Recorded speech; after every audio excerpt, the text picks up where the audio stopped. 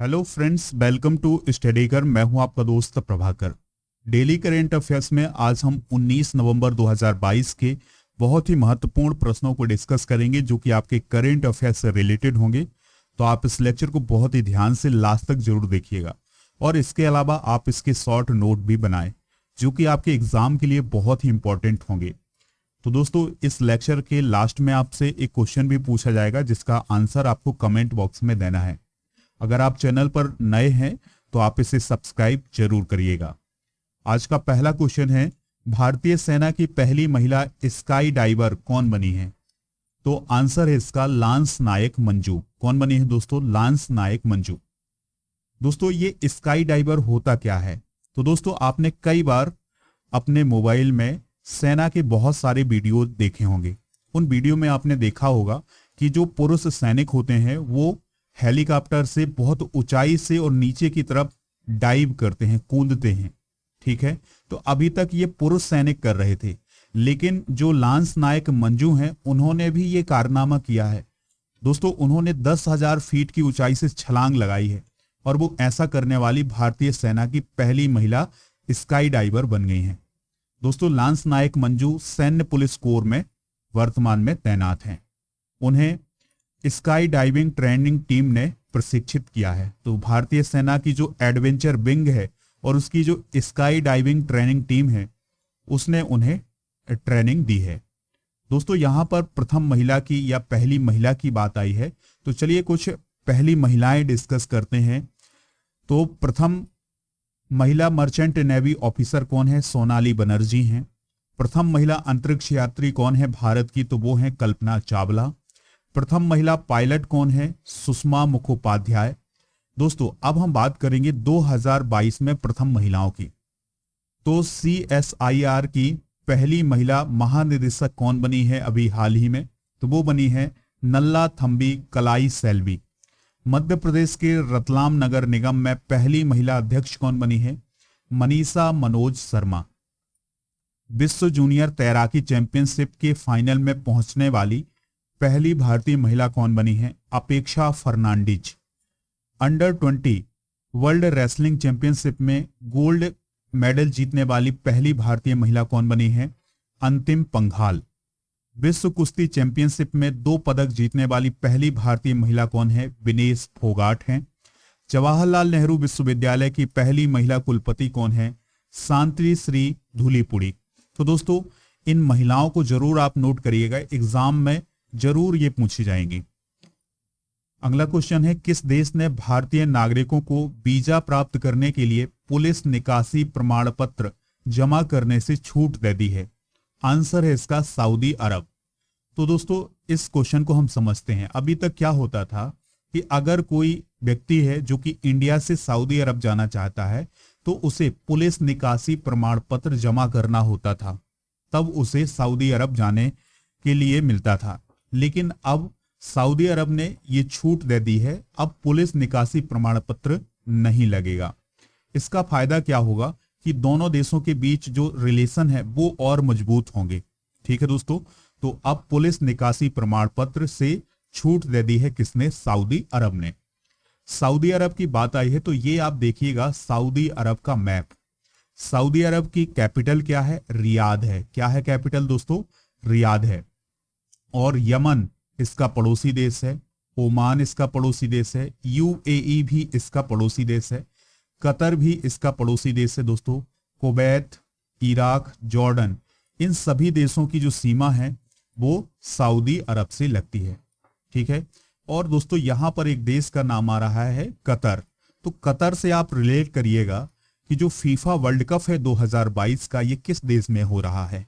Qatar में हो रहा है। देखिए दोस्तों, इतना छोटा सा देश है फिर भी यहां पर फीफा का वर्ल्ड कप हो रहा है। अगला क्वेश्चन है, अंतरराष्ट्रीय पर्यटन मार्ट यानी इंटरनेशनल टूरिज्म मार्ट 2022 किस राज्य में शुरू हुआ है? तो यह मिजोरम में शुरू हुआ है। कहां शुरू हुआ है दोस्तों? मिजोरम में। तो यह 3 दिन का मार्ट है, 17 से 19 नवंबर 2022 तक, और इसमें एक मेगा प्रदर्शनी का आयोजन किया जाएगा जिसमें दोस्तों क्या होंगे कि जो मिजोरम के लोकल लोग होंगे जो उनके व्यंजन है उनका प्रदर्शन करेंगे, हथकरघा का प्रदर्शन करेंगे, और जो हस्तशिल्प है उसका प्रदर्शन करेंगे। तो जो टूरिस्ट होंगे वो इनको खरीदेंगे। तो इस प्रकार का एक अंतरराष्ट्रीय पर्यटन मार्ट लगाया गया है। कहाँ लगाया गया है? मिजोरम में। दोस्तों आप कमेंट बॉक्स में मिजोरम की राजधानी और मिजोरम के मुख्यमंत्री जरूर बताइएगा। मिजोरम के राज्यपाल भी बता सकते हैं। तो अगर आप सभी राज्यों के मुख्यमंत्री, राज्यपाल और उनकी राजधानियां जानना चाहते हैं तो दोस्तों इसके लिए हमने कल एक वीडियो बनाया है जिसमें हमने सभी राज्यों के राज्यपाल और जो मुख्यमंत्री हैं, राजधानी है, उन सभी को डिस्कस किया हुआ है। तो आप हमारे चैनल पर विजिट करें, वहां पर आपको वीडियो मिल जाएगा। तो आप सभी चीजों को नोट जरूर करिएगा। तो देखिए दोस्तों, जो अभी हाल ही में आयोजन हुए हैं, चलिए उनको डिस्कस करते हैं, या जो आने वाले समय में आयोजन होने वाले हैं, सम्मेलन होने वाले हैं, उनको डिस्कस कर लेते हैं। तो 2 दिवसीय Indian chemical council sustainability conclave कहाँ आयोजित हुआ है? ये नई दिल्ली में आयोजित हुआ है या हो रहा है। पहली विश्व मीडिया कांग्रेस 15 नवंबर 2022 को अबू धाबी, संयुक्त अरब अमीरात में हुई है। तो दोस्तों याद रखिएगा, पहली विश्व मीडिया कांग्रेस का आयोजन 15 नवंबर को संयुक्त अरब अमीरात यानी यूएई में किया गया है। इंडोनेशिया के राष्ट्रपति हैं कौन? Joko Widodo. तो उन्होंने अभी हाल ही में G20 शिखर सम्मेलन की अध्यक्षता भी की है। इसके अलावा प्राइम मिनिस्टर मोदी जी को G20 की अध्यक्षता भी सौंपी है, यानी 2023 में G20 सम्मेलन भारत में होगा, 2022 में इंडोनेशिया में हुआ है। विशाखापत्तनम में कौन सा कॉन्क्लेव या कौन सा समिट होने वाला है? तो ग्लोबल इन्वेस्टर समिट 2023 में आयोजित किया जाएगा। 18वां अंतर्राष्ट्रीय टेलीमेडिसिन सम्मेलन की मेजबानी कौन करने वाला है आने वाले समय में? कोच्चि करेगा। देहरादून में इंडियन नेशनल कार्टोग्राफिक एसोसिएशन की 42वीं अंतर्राष्ट्रीय कांग्रेस का अभी हाल ही में उद्घाटन किया गया है। और दोस्तों बाली शिखर सम्मेलन में G20 नेताओं को हिमाचल प्रदेश की कलाकृतियां भी सौंपी गई हैं। ये किसने सौंपी हैं? पीएम मोदी ने सौंपी है। तो ये कुछ इंपॉर्टेंट जानकारी है जो अभी हाल ही में चर्चा में रही है, तो इनको भी आप नोट कर सकते हैं। अगला प्रश्न है, 16 नवंबर को जारी ICC men's T20 batting ranking में कौन सा खिलाड़ी शीर्ष पर है, टॉप पोजीशन पर है? तो वो है सूर्य कुमार यादव। ठीक है दोस्तों, तो देखिए अभी हाल ही में आईसीसी के द्वारा T20 के जो बैटिंग रैंकिंग है उसको जारी किया गया है। तो उसमें टॉप पोजीशन पर कौन है? सूर्य कुमार यादव, जो कि भारतीय बल्लेबाज हैं। इसके बाद मोहम्मद रिजवान है और बाबर आजम है। इससे पहले भी जो रैंकिंग जारी की गई थी उसमें भी सूर्य कुमार यादव ही टॉप पोजीशन पर थे। ठीक है दोस्तों, यहां पर आईसीसी की बात आई है तो आईसीसी का फुल फॉर्म क्या होता है? International cricket council. और यह क्रिकेट की गवर्निंग बॉडी होती है। गवर्निंग बॉडी का मतलब है कि जो रूल्स रेगुलेशन जो कुछ भी बनाना है क्रिकेट के लिए वो कौन बनाता है? आईसीसी। और उसके नियम सभी को मान्य होते हैं। इसकी स्थापना 1909 में की गई थी। ठीक है, जब इसकी स्थापना 1909 में की गई थी तब इंग्लैंड, ऑस्ट्रेलिया, साउथ अफ्रीका इसके प्रतिनिधि थे। 1989 में इसका नाम बदल करके अंतरराष्ट्रीय क्रिकेट परिषद किया गया। पहले इसे इंपीरियल क्रिकेट कॉन्फ्रेंस के नाम से जाना जाता था। ठीक है, इसका मुख्यालय जरूर याद रखिएगा, दुबई में है यानी यूएई में है। और इसके अध्यक्ष कौन है? ग्रेग बार्कले हैं। दोस्तों ग्रेग बार्कले जो है वो सेकेंड टाइम अंतरराष्ट्रीय क्रिकेट परिषद यानी आईसीसी के अध्यक्ष बने हैं। अगला प्रश्न है, अंतरराष्ट्रीय टेबल टेनिस महासंघ के एथलीट आयोग के लिए चुने जाने वाले देश के पहले खिलाड़ी कौन बने हैं? उनका नाम है अचंता शरद कमल। क्या नाम है दोस्तों? अचंता शरद कमल।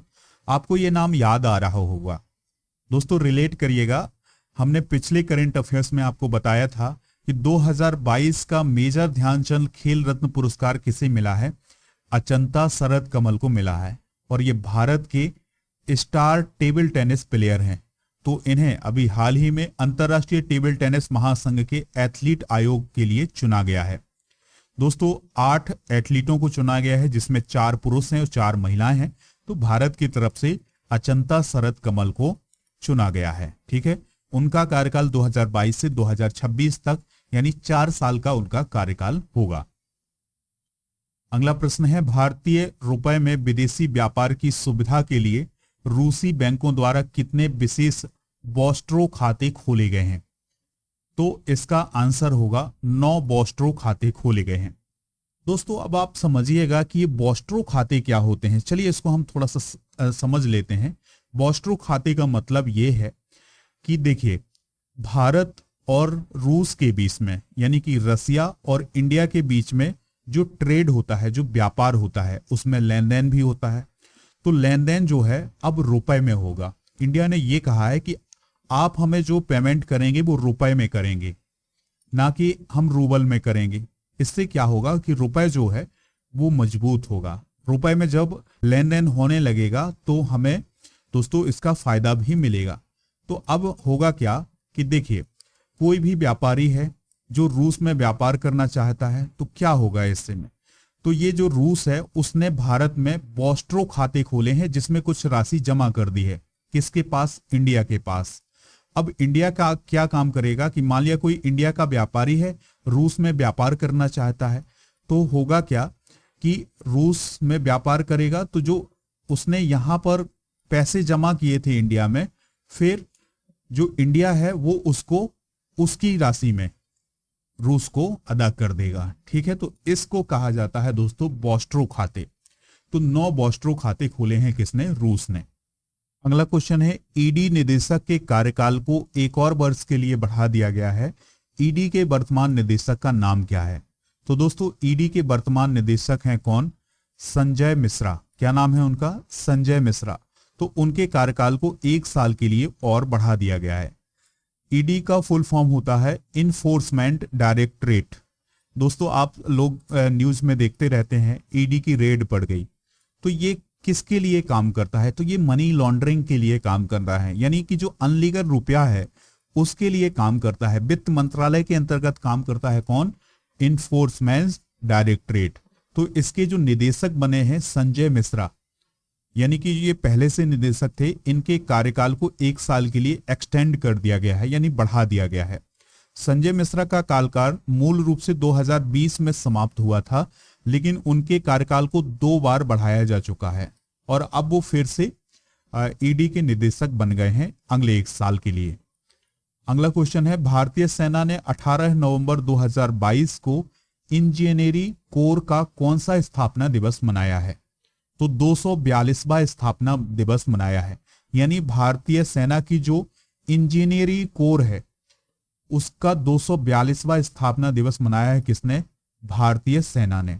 ठीक है, कॉर्प ऑफ इंजीनियर्स युद्ध के लिए इंजीनियरिंग सहायता प्रदान करता है।